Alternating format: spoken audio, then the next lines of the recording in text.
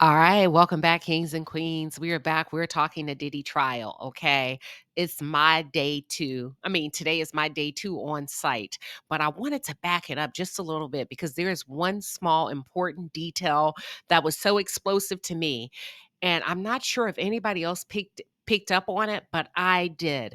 On yesterday, right? They wrapped up the final testimony of quote unquote the alias Mia. So I covered the second portion of Mia's testimony. And let me just say this. As a result of Mia's testimony yesterday, the courtroom was in an uproar today. And when I say the courtroom, I am specifically referring to the prosecution. Listen, Mia's identity was allegedly leaked. Okay. I'm not pointing any fingers at anybody. I'm just sharing with you what was stated in the courtroom. The prosecution, they're on pins and needles. They are in high gear and they are in red alert. And they were talking to the judge about the next Jane Doe, the next lady that's allegedly being flown in from an undisclosed location, an international location. And this woman, I do believe, is testifying on the behalf of the government, the feds, the prosecution, okay? But because Mia's identity was leaked, the prosecution shared with the judge they don't feel safe anymore. And moving forward Thursday, when this Jane Doe comes in, they asked the judge, "Do you have a problem? This is what we would like to recommend. We don't want to share on the public screens the text messages that were exchanged between Diddy and this Jane Doe." They said the text messages are so many, y'all. There's a history, and this lady, whomever this Jane Doe is, he had a relationship with her allegedly. I do know she has a child. I do know um she has a child. They're concerned that her information could accidentally be leaked, and they're concerned for her child, okay? But they feel like if they put the text messages exchanged on the public screens in the courthouse, that us as viewers, people that are seated in there as the public and the press, will be able to figure out who she is. And they don't want us to know. So the judge said he does not have a problem with the screens being blank in the courtroom, y'all. They are not playing about this trial, okay? It was a lot of shit going on today with this trial. And honey, I forgot to tell y'all something that happened yesterday. It's going to blow your mind. Go ahead and make you a cocktail.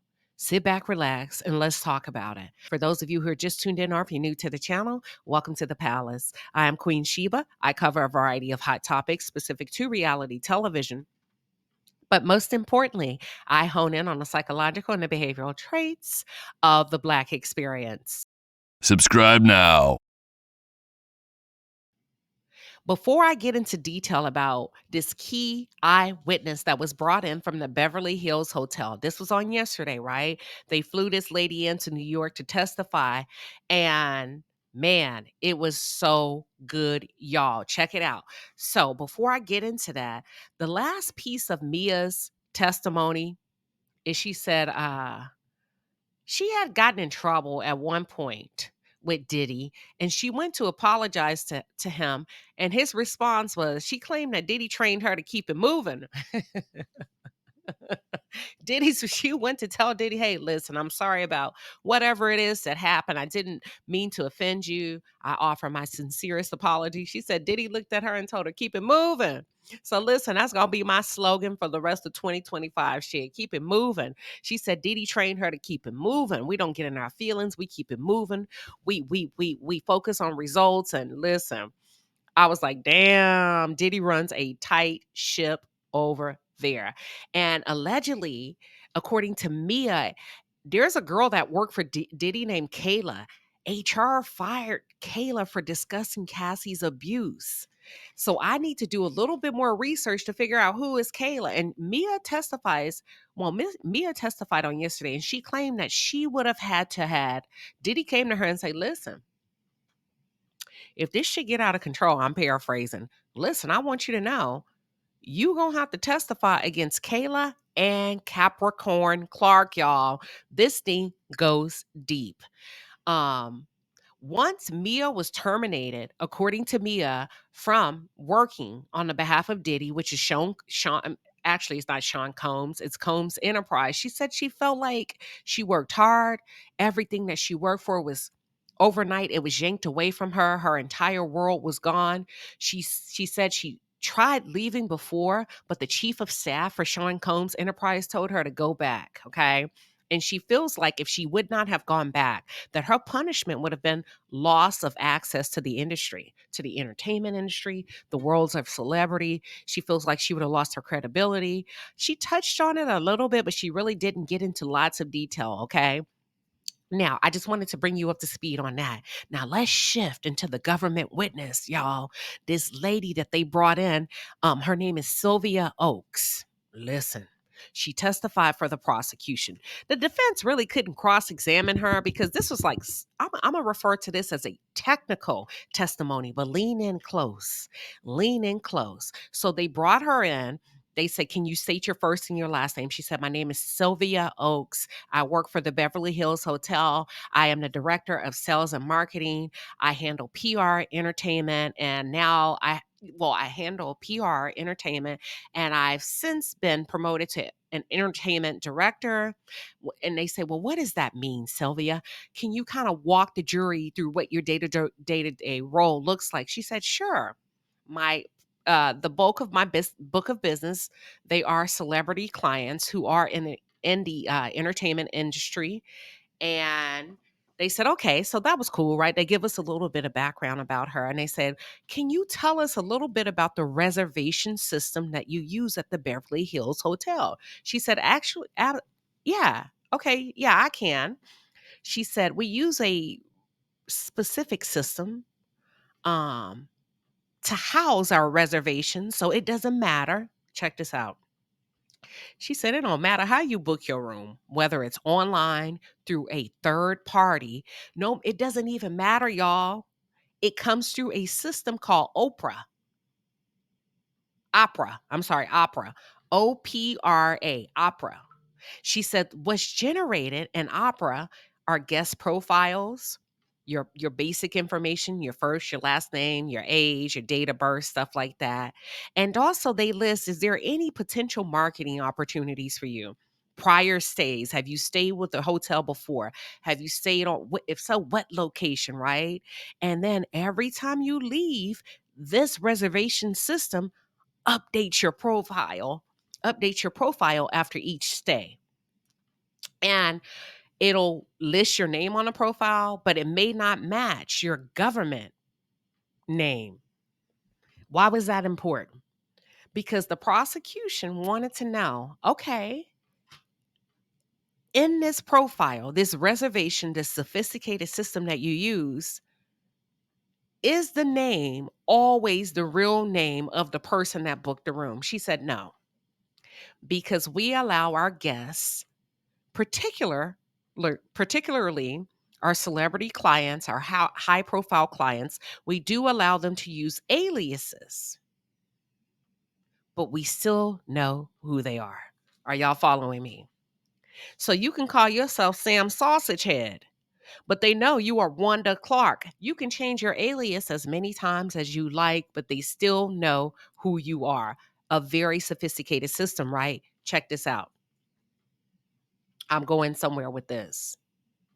So they entered an exhibit and they put the profile template on the screen. And this was Diddy's information. So she confirmed, this is the system that we use. This is the template that we use. And this is one of the examples of when this is Mr. Combs' profile, right? Y'all, guess what one of Diddy's aliases is? So Diddy has a few alias names that he uses. Well, one of them, I don't know why it tickled me to death. One of the names he uses, Philip Hines. Okay. Philip Hines. And that's one of the names that he uses as his alias. But the way the system works is if you change your alias, it tracks the last alias that you use. Follow me very carefully. The last time Diddy was at the Beverly Hills Hotel was 4 years ago in 2021. Are y'all still there? Right? And they said, okay, the alias in this profile is Philip Hines. Who is the real name? She said, Sean Combs. Yes. And they said, can he change the alias? She said, absolutely. And he's done so before. What? And the prosecution said, can you tell us how you know he's done so before? The lady at the hotel said, because I've booked rooms for him before. Okay. And hold on. And okay, she said, I've booked rooms for him before. And they said, who has access to be able to see this profile? She says, and they said, who has access to be able to see this profile and or update the alias? She said, the front desk, the sales team, or myself. And I've updated Mr. Combs' profile before because he wanted to go by different aliases sometimes. Now watch this. I'm going to blow your damn mind. I'm finna blow your mind. So the system is called Opera, OPRA. They can change aliases by the request of the client. And then she pulled up the record how many times. So the record includes how many times they've stayed on the property, their check-in time, was it early? Their checkout time, was it late? Reservation notes, folio, number of guests. And this is just things that they use to kind of track you, right? When you think about, I'm going to just say your behavior, your digital fingerprint, right? Here's the profile of this person. The prosecution said, even if Mr. Combs or anybody books a room, is it possible that more people can be in that room than that's listed on the folio? She said, absolutely. There's absolutely. Yes, it happens all the time. She said, but with Mr. Combs's profile, listen very carefully. There's Mr. Combs, and then other accompanying guests, other guests that will accompany him, guess who they had listed? This is not a big deal, right? This is obvious. Casandra Ventura. Casandra Ventura, aka Cassie, had full access. What does that mean when she's granted full access?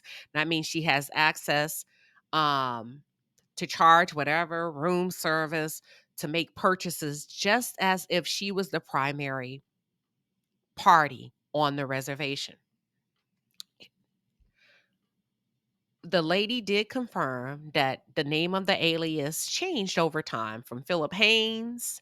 And they said, well, can you tell us, even though you said his name changed over time as it relates to his alias, why is his name listed as Philip Haynes on this screen? She said, well, that was the last alias he used in their system. Okay. Now follow me very closely. Let's back up. Diddy was also, so the last time he was in that hotel was in 2021, 4 years ago. In 2012, Diddy was going by the alias Dominic Mill. Dominic Mill, and of course, Casandra Ventura was also listed as accompanying guests who have full access to utilize the room and the privileges of charging the room however she saw fit. Are y'all with me? Diddy would typically stay in these rooms: 10A, room number 259, and room 23B. Why is that important? Shit, in case you ever travel, make sure they don't give you them rooms. If you ever travel to the Beverly Hills Hotel, tell them, do not give me 10A, don't give me 259, and do not give me 23B. You hear? Because Diddy told them rooms up, y'all. Diddy did some things in those rooms. She said, but his behavior was pretty consistent according to his profile in the system. He would always check in about the same time of day.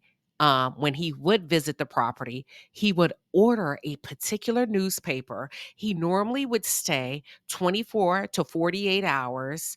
And most times after the first 24-hour cycle, he normally would move to a different room. And I just gave you the rotation of the rooms: 10A to 259 or 23B. And he would use an American Express to pay for his room. Okay. Now watch this. Once, so that's in 10A.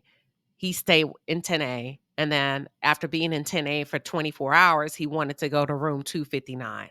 Another time he checked into the hotel, he started off in 23B. He ordered the same newspaper. He used the same email, which would go to Bad Boy Entertainment. He started off in 23B and he ended up in 259. Another time he checked into the hotel on June 12th to June 14th.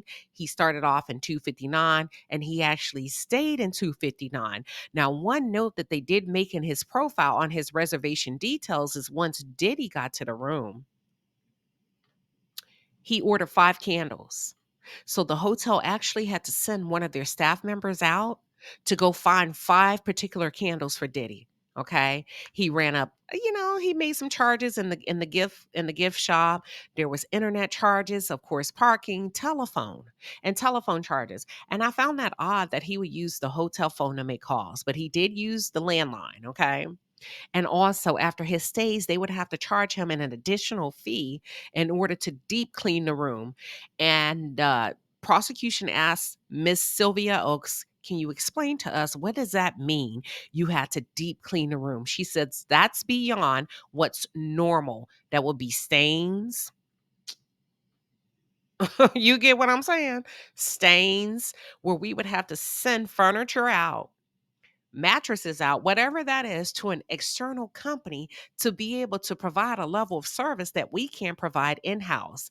And after one particular stay in June 12th to June 14th, Diddy's bill, y'all, the room normally ranges between 1,400 to 2,800. Listen, Diddy tore that room up so much so his bill was damn near $7,000.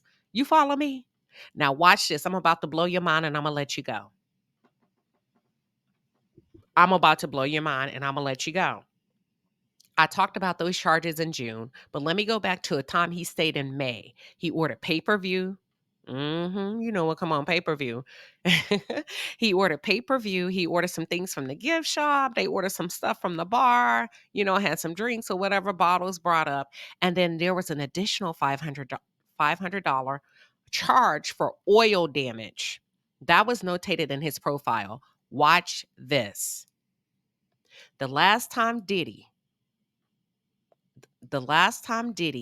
was in that hotel was 2021. That was 4 years ago. Guess who they had listed as his accompanying guest? You heard it here first. Cassie Ventura. Yep, drop the mic. Listen, at that time, Cassie was already married 2 years. Cassie was married August 28, 2019. Why in the hell would she be in his profile? Because at that point, he was dating Young Miami. How come Carisha was not in the profile and Cassie was? That's it. That's all.